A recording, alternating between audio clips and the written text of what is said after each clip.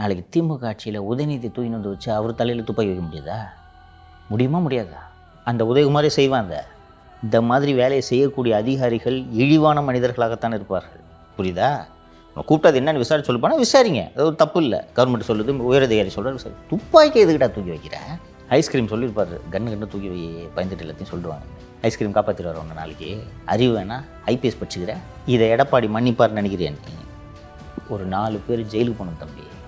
4 பேர் இந்த மாதிரி வேலையை பார்த்ததுக்கு நம்ம வெள்ளம் போய் கேஸ்லாம் போட்டாங்கல்ல, 4 பேர் ஜெயிலுக்கு போனால் அடுத்து அதிமுக ஆட்சியில் இருப்பவர்கள் யாருமே ஏதாவது இப்படி பொய் வழக்கு போடுங்கன்னு சொன்னாலும் செய்ய பயப்படுவாங்க. அது புரியுதா சார்? போன வாட்டி இப்படி போட்டவங்க ஜெயிலில் இருக்காங்க சார், நான் செய்ய மாட்டேன் சார். அதனால் இந்த சமூகத்தையும் நிர்வாகத்தையும் சீர்திருத்துவதற்காக தயவு தாட்சண்யம் பார்க்காமல் திரு எடப்பாடி பழனிசாமி அவர்கள் இந்த அதிகாரிகள் மீது உறுதியான நடவடிக்கை எடுக்க வேண்டும் என்பதை இந்த நேரத்தில் கோரிக்கையாக வைத்துக் கொள்கிறேன். அந்த விஷயம் அன்றைக்கி பற்றி பேசும்போது சொன்னேன், ஆட்டக்கட்சி மாட்டக்கட்சி எங்கே கடிக்கிறாங்க பார்த்தியா? அவங்க யாருக்கு வேலை செய்கிறாங்கன்னு தெரியும். உப்புமா கட்சிக்கு வேலை செய்கிறாங்க. தமிழ்நாட்டை அதிக ஆண்ட கட்சிடாது.